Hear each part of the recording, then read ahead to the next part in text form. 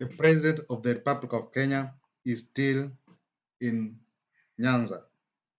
To be specific, the four counties of Nyanza. That's Migori, Homa Bay, Kisumu, and Siaya. He has been there since Thursday last week, and today we would like to talk about the economic implication of the tour. Okay, but first, let's talk about the things the president promised during his campaign, and I will juxtapose it with the things he was launching and the things he was saying while he was there. The first thing the president promised the people of Nyanza is you look into the farming of soya, sorghum, and sunflower. Of course, if you look at this country, especially sunflower, as we speak today, the prices of cooking oil are up the roof because we don't produce our own cooking oil in this country, but we import it from other countries.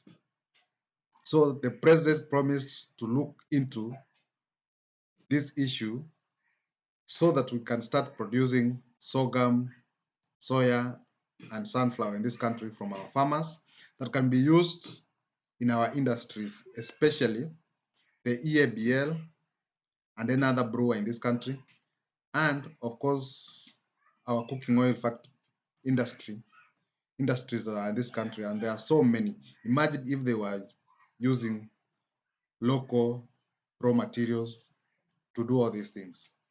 The next thing the president promised was around the cotton sector to revive the Kikomi factory in Kisumu, and of course look around how farmers can be rejuvenated to produce cotton for Kikomi to produce the fabrics. The next one is the blue economy. Of course, the blue economy revolves around fishing, transport, and tourism around the lake. And the president, of course, talked about this, and we'll talk about it later. Then mining. Of course, the president had promised to look around the mining sector, especially around what's happening in Migori. The next one is revival of the sugar sector. Of course, the president was in Western, talked about it with passion, and he also talked about it in Nyanza with passion. So we'll dive into it and see how it goes. Then, of course, the president promised infrastructural development. That's roads, airstrips, you know, and water projects. Those are some of the things he promised. Of course, I can't go to most of them because most others also, you know, deal with other counties that are in Kisi. So let's go into each and every item that I have mentioned,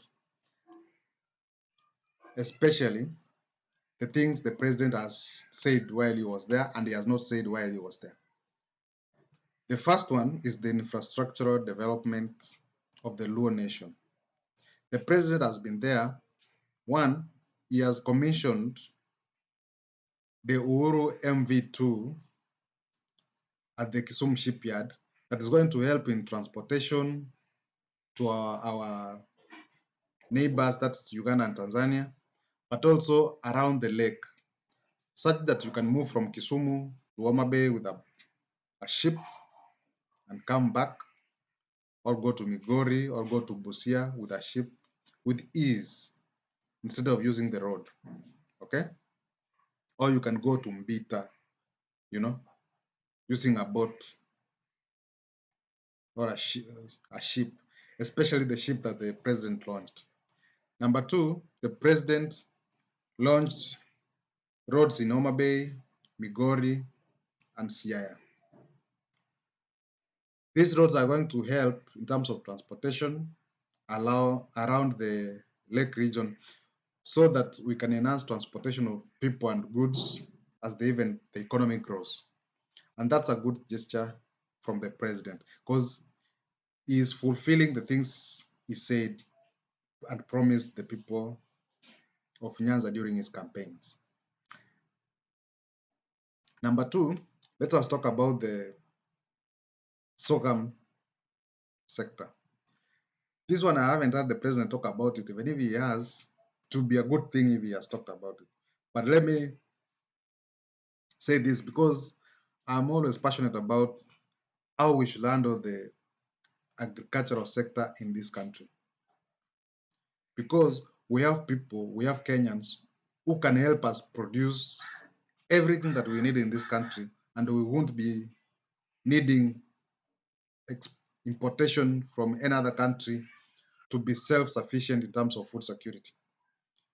If you look at the sorghum sector and where it can be used, first in terms of industrial use, that's one, and domestic use. Industrial use in terms of the brewers that are in this country who depend on sorghum to make their products, especially EABL. Number two, domestic use. If you look at the number of Kenyans who are referred to sorghum, especially those who are diabetic, in terms of health, sorghum is one of the best food to use if you have issues with your health. That's if you are diabetic, if you have high blood pressure, hypertension, and all those things, these chronic diseases, you are always referred to sorghum or the other one, millet. So if the government can prioritize in terms of how we are going to produce sorghum for domestic and industrial use, we can have enough to even export to other countries who don't have. Now, the first thing the government need to do is one, of course, they are produce. One is fertilizer.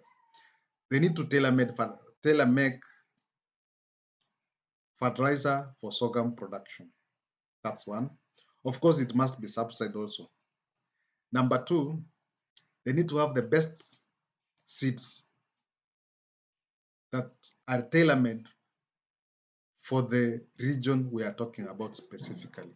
Because just like maize, some varieties of sorghum can do well in this region, others, and they cannot do well in other regions. So we need to tailor make the seeds specifically for the Luo Nyanza region. Number two, we need to have extension officers who train farmers and guide farmers on what to do from the time they are tilling their land to the time they are harvesting. You know, the quality of the seed and fertilizer and the best practices ensures that the product is of quality and is up to the standards that are recognized throughout the world, such that even if we can't consume everything in this country, we can always export it to other countries that need the product. So the government need to look at this and ensures that all the infrastructure, all the necessary policies and framework are in place such that everything runs smooth, seamlessly from the time the farmer goes to the farm and to the time the products are ready to go to the market, such that even the government has drying centers around these places so that when the product leaves the farm and the moisture content is too high and it requires to be reduced, there are dryers around these places that can make sure that the moisture content of this produce is up to the standards that are required to take the product to the market, such that the farmer is able to work with ease, not struggling to, you know, every time to make sure that his farm is getting whatever it needs. The other thing is financial aid. The government, through the Agricultural Financial Corporation, should come up with a framework where a farmer has land, is passionate about sorghum, can be able to be funded from the time he's tilling the land to the time of harvest. Then there's a framework, just like the one with KTDA with farmers, where if a farmer needs fertilizer, is given.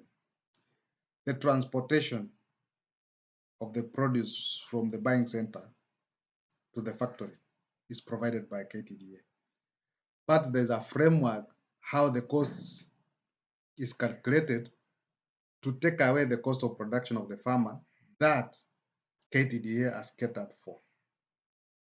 The same way should happen with Agricultural Financial Corporation and any other farmer, even if it is not specifically the sorghum farmer, such that we bring in more people who are passionate to be farmers, but they don't have the capacity, but they have the idea on what they are going to do, so that we tap into the talents we have in this country to take us forward. Okay? If I'm passionate about something, if I am funded and I'm trained to do it, I can be able to employ 5 more, 10 more of my friends to buy into the idea so that we can move forward as a country whereby we are building each other up through the government aid. And this can happen. Okay? The next one, the next sector I would like to talk about is the cotton sector. You can't revive Kikomi as an industry and not rejuvenate or look into how we are going to farm to get the raw material for Kikomi. So first, before even we revive Kikomi, we need to look at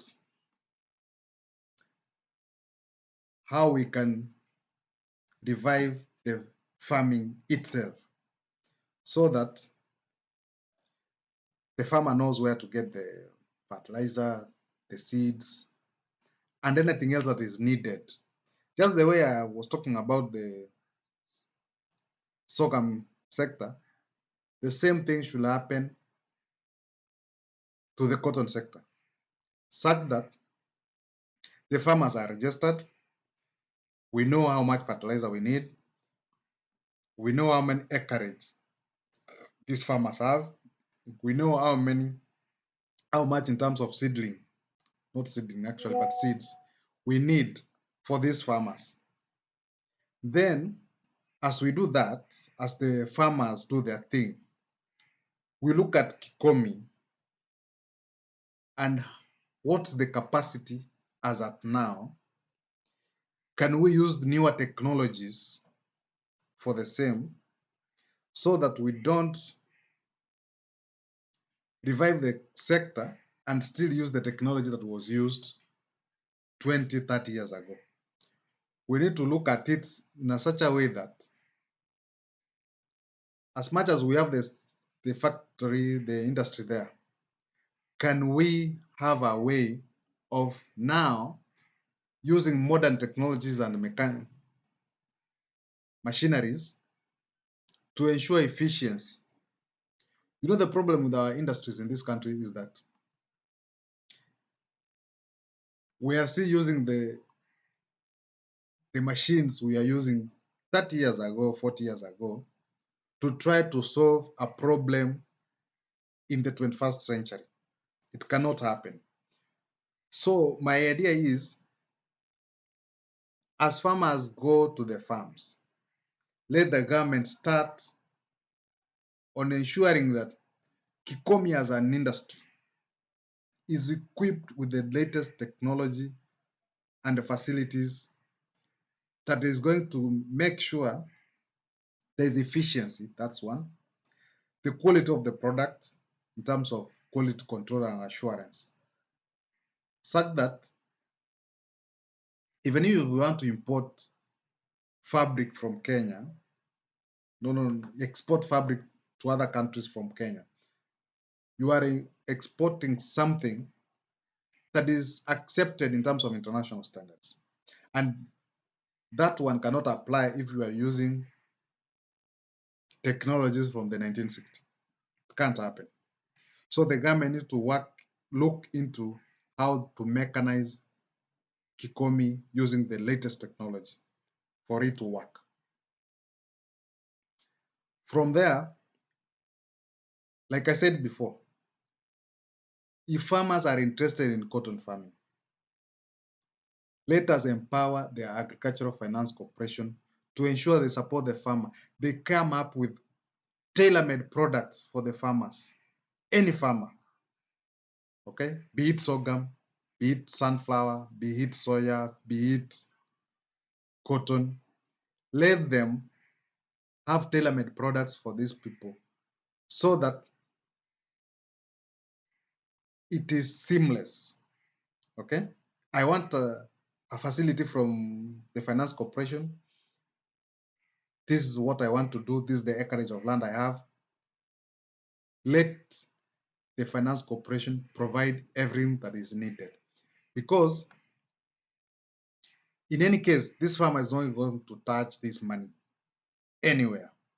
Because the farmer says, I want tractors in my land to till my land. Okay? There's a government corporation that has a capacity to do that.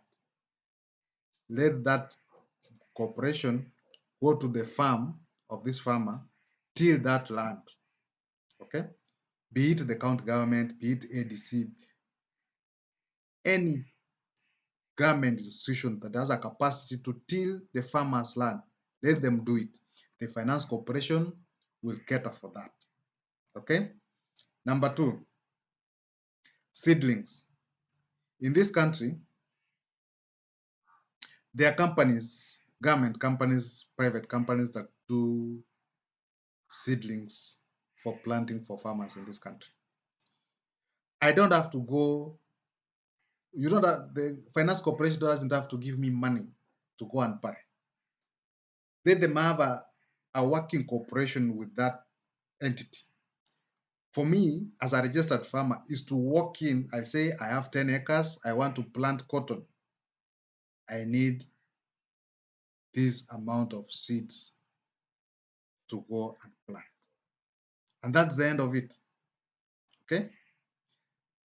The agreement between the finance corporation and the end government entity will sort themselves out seamlessly.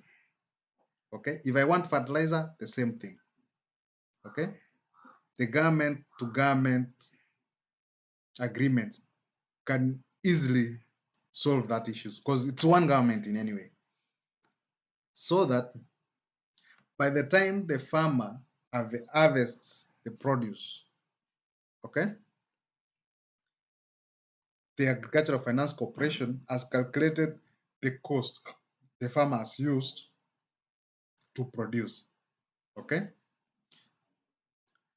When this farmer is taking the produce, when this farmer, when Kikomi is now coming to pick the cotton from the farmer, okay? Kikomi will say, I'm buying on this, okay? Then the costs to the Agricultural Finance Corporation are put in place and the rest of the money is given to the farmer. Easy as that. Just like a balance sheet. Okay? These are the earnings, these are the expenses, this is the profit or the loss. Then the final amount is checked to the farmer. Simple. So that the government doesn't just come in at the tail end after the farmer has gone through hell to produce farm produce. Then the government comes in. No, The government need to be involved from the word go, from the time the farmer is tilling their land, so that we are in this together. The only way this country is going to move forward is if the government and the people are partnered towards a common goal. From there, we will move forward. Whether people like it or not, the only way this country move forward is if we are in unity, unity of purpose. That for us to move forward, for us to develop this country, we must work as a unit, we must work together, we must have a common goal, such that I'm doing my part, the government is doing part, every citizen is doing their part, so that we are united.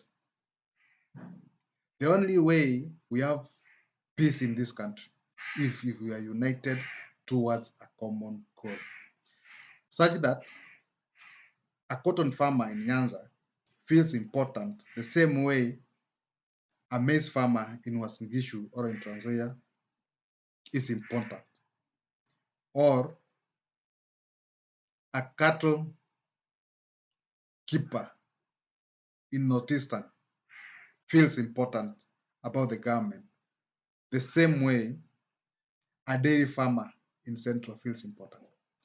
So that every Kenyan's purpose in this country is to ensure they are productive in their own right and in their own way. Then we will move forward. Let's move to the next item. That's rice farming. Rice farming in this country is only successful in one area, one region, that's Mwea. Because there is an infrastructure in place that is rehabilitated each and every time the capacity has gone down. You hear that the dam in Mwea has been rehabilitated. The channels, everything. Every time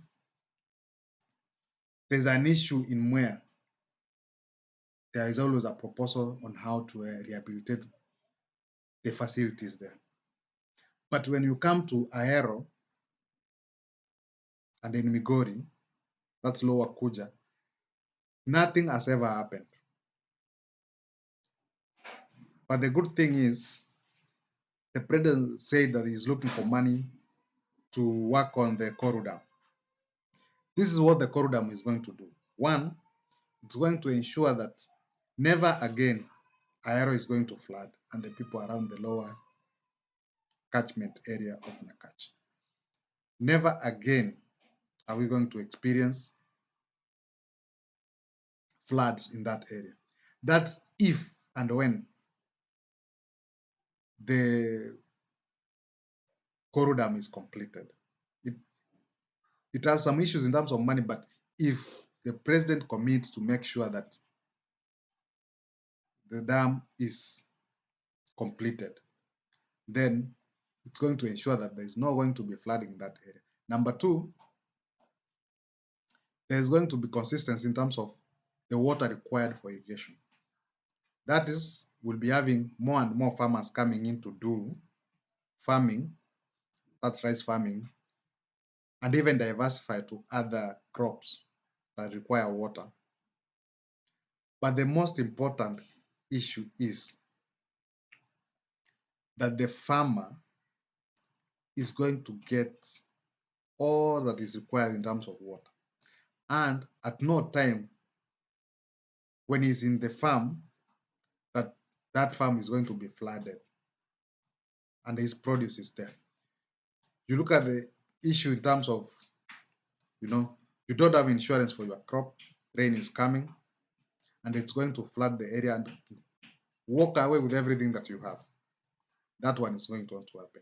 Because in the recent past, when floods come, you are a rice farmer. The rain is going to go away with that rice. That's one. Two, any other thing that you are doing in your homestead.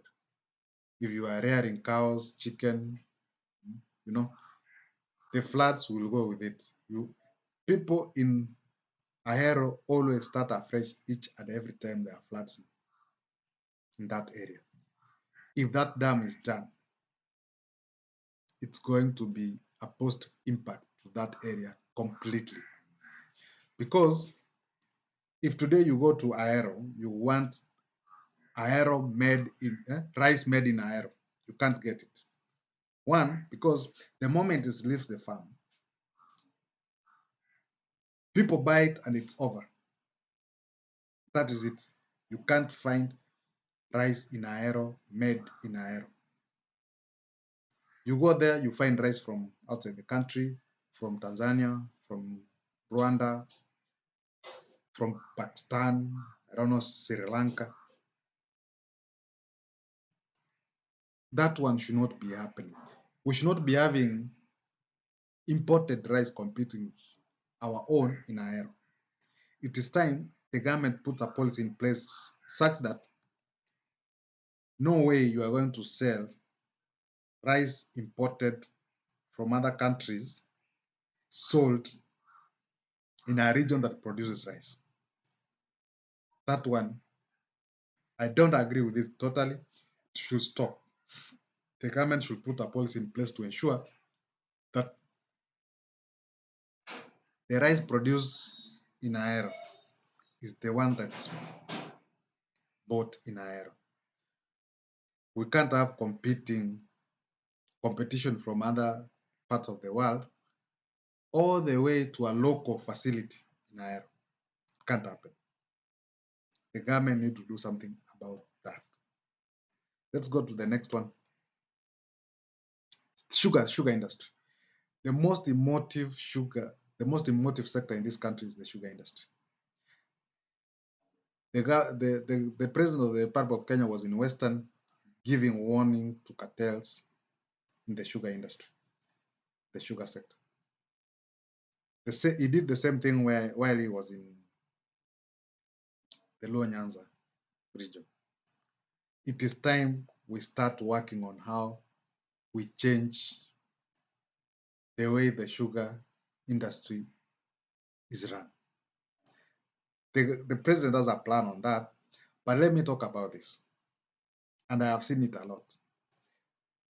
You are planting sugarcane in Sony. That's a window zone. But you want to sell that sugarcane to Moroni, to Chemeli, to Mumias, and you have an industry,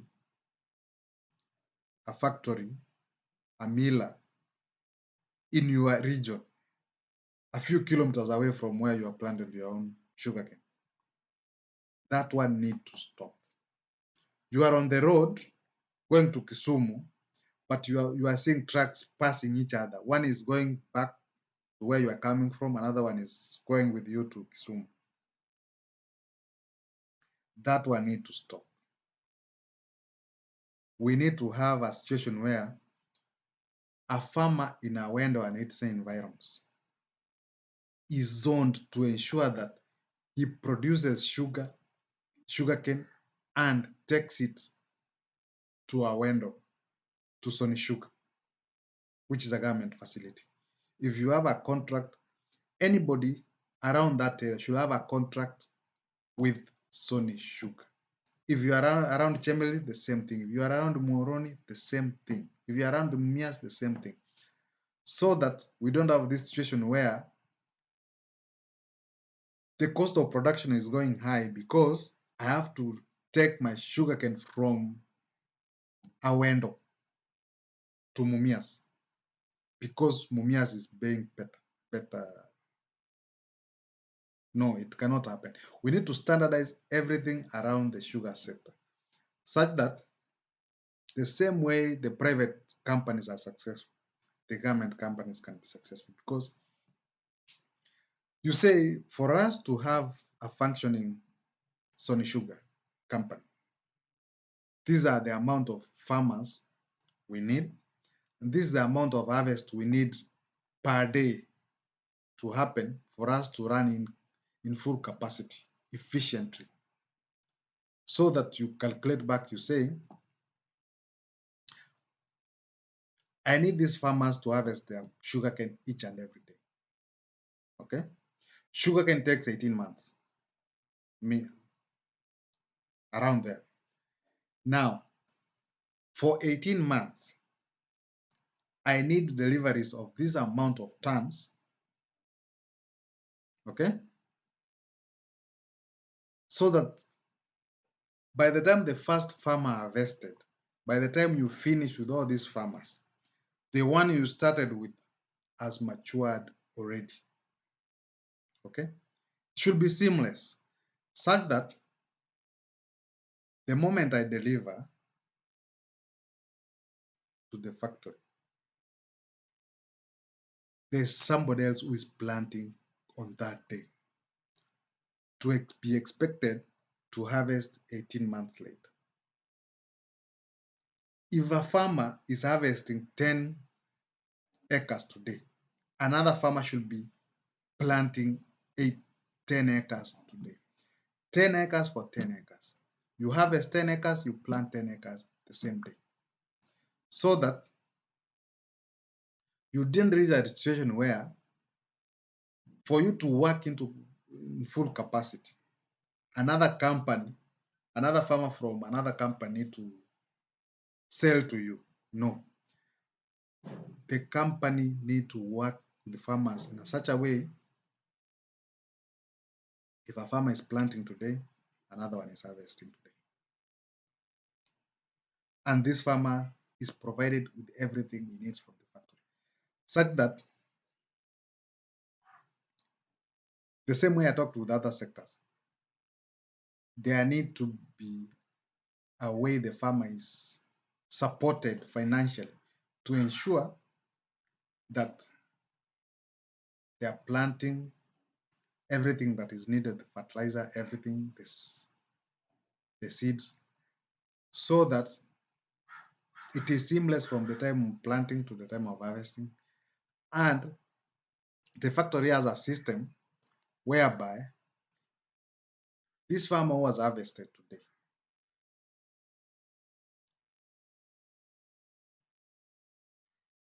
20 months later or 2 years later, is going to harvest again. So that it is seamless. You have blocks, okay? Making sure that the farmers are planting in terms of blocks according to how much you need per day. If you need this amount of sugarcane per day, there must be a block somewhere that you are going to harvest one day and cater for your raw materials for one day. So that, as in, there's a person who knows, who is seated somewhere in the factory, who knows which farmer is planting today, which farmer is harvesting today. Okay? So that this sector is seamless and the capacity is seamless, the efficiency, such that, I've gone to supermarkets. I started with the Mumias. Okay? It was with scandals that they are importing, I stopped. Every time I go to the supermarket to buy sugar, and this is personal, I ensure I'm buying sugarcane packaged locally, planted locally. It must have on the face a Kenyan brand, Sony Sugar. Okay? And when it leaves the market, I have to look for another one. And I don't know if these are local companies, Bosia, Miwani. I don't know if they're farmers owned, run as in Kenyan government owned, because I want to promote the farmer who toiled and made sure that I'm taking sugar. So this is what should be inculcated into people, such that if I'm going to the supermarket, I'm not buying sugar under the name of the supermarket, because obviously, and of course, that one is imported. I need to buy sugar that is written local, you know, local factories, local industries, like Sun Sugar, like Mias, like Chemelil, like Moroni, Miwani, Bosia, Butere. But the problem is the government need to have a civic education so that the local people like us know this is a government in this is a government industry and we need to support it. Otherwise, we are not going to go anywhere. Okay, let us look at the last. I think the last, which is fishing. The president was commissioning a center, an aquaculture center in Nyando to deal with fingerlings because fish in the lake is dwindling quick and fast, and we need to do something about it. Now, imagine these centers in every constituency that is touching the lake, okay, and big enough to ensure each fisherman is catered for, such that as we take the fish, I don't know how they're going to do it. If these ones, after they have matured enough, they are taken to the lake, I don't know. Or these are like fish ponds where you can harvest from these locations. But if they are going to be taken to the lake, that means each and every constituency that is touching the lake should be having this facility so that we ensure we are growing the fish sector in this country. And these people, when you have these facilities, they should have coolers, they should have packaging, you know, industries, so that I can go to the supermarket today and buy fish, canned fish made in Kenya. No, this idea of that we have to import everything. First, before we export whatever we are producing, let us cater for the Kenyan market. Okay? Because you know when there is mass production, even the costs, the prices are favorable to the people of Kenya when we have enough.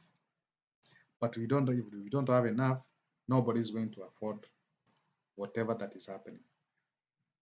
So let us empower the fishermen from the lakeside with everything they need and ensure that there is market, ready market for their products. So that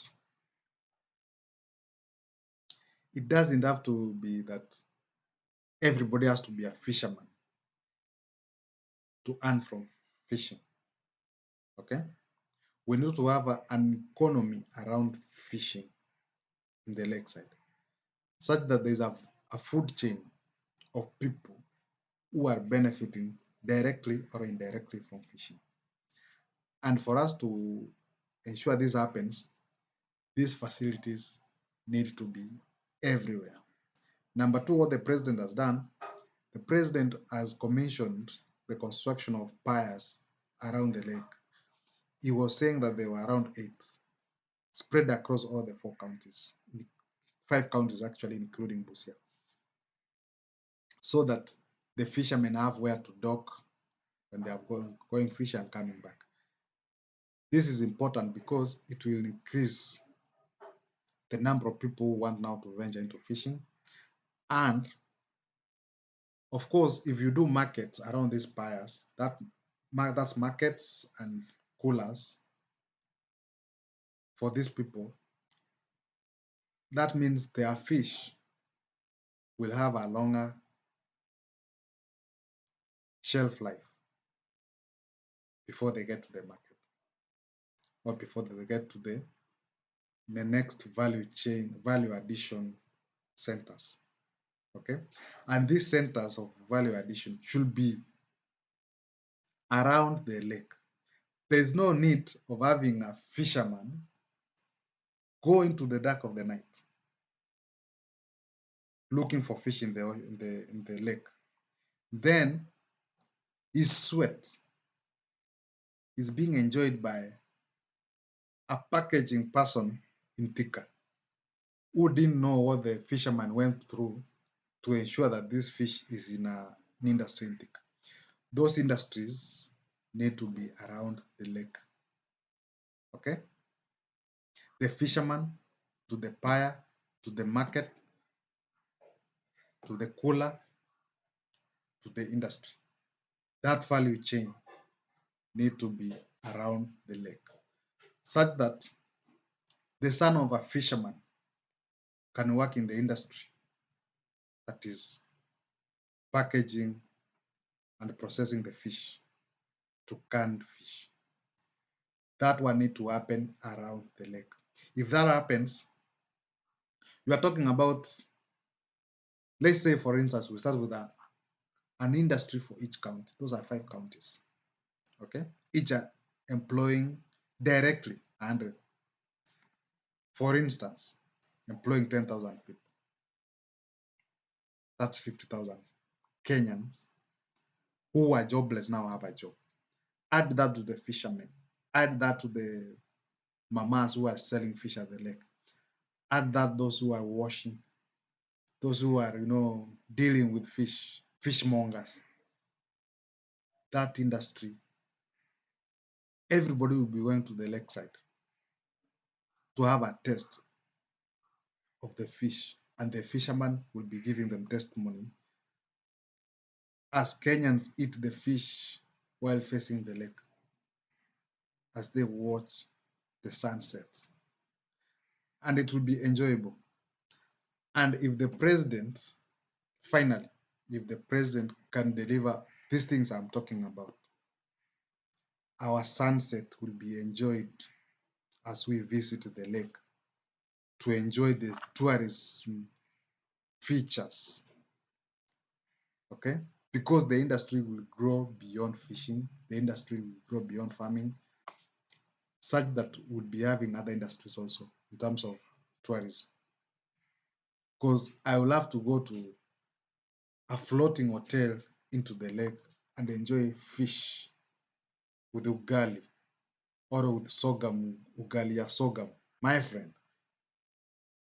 Floating as I go from Lake Victoria, eating. By the time I finish my fish, you know, I'm in a bitter. These things are possible. Okay? These things are possible. Or I want to go to Ginger, to Uganda.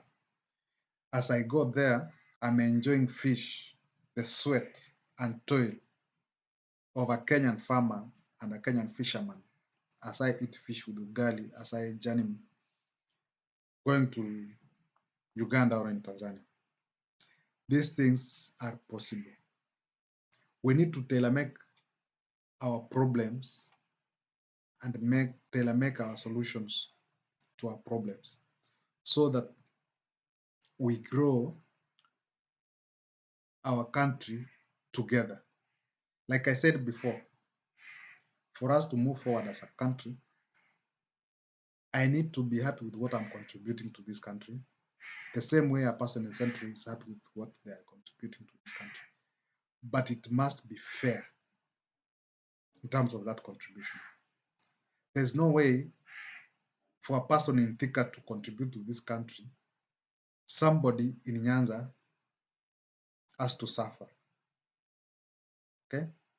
There's no need of having an industry that thrives in Thika, but the raw material is coming from Nyanza, and that person in Nyanza has never benefited from it.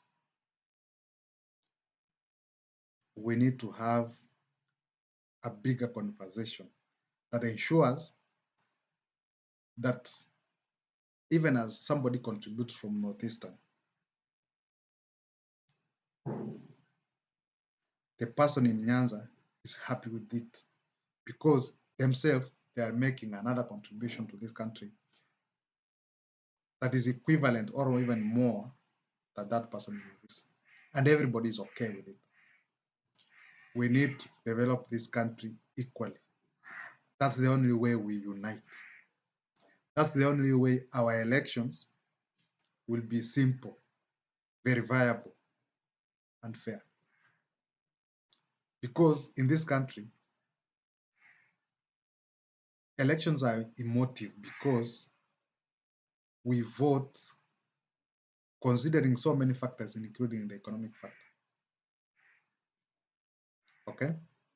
In such a way that for us to benefit as a region, our person must be president. But if this president we have today ensures that that is not the case, that you don't have to vote for the government of the day for you to get development, for your community to be uplifted, for your people to get jobs, for your people to go to school, for your people to get roads, for your people to be seen, to be important, then we don't have to have a president coming from a certain region for them to benefit. But also, we need, of course, to have anybody to be president, regardless of the numbers of their community. Otherwise, people, that's the episode there and there. I know I've talked a lot of issues, especially with what the president talked about in Nyanza, and whatever he didn't talk about, especially I didn't hear him talk about the cotton industry and the sorghum. But hopefully, if the president implements the things he talked about during the campaign, then I think things are going to change in Nyanza and people are going to soften their hearts towards other leaders who are not from their community. Otherwise, thank you so much. Please subscribe to this channel. Please comment. Please share so that we can grow this channel and keep talking about how we can take this country forward together. Thank you so much and may God bless you.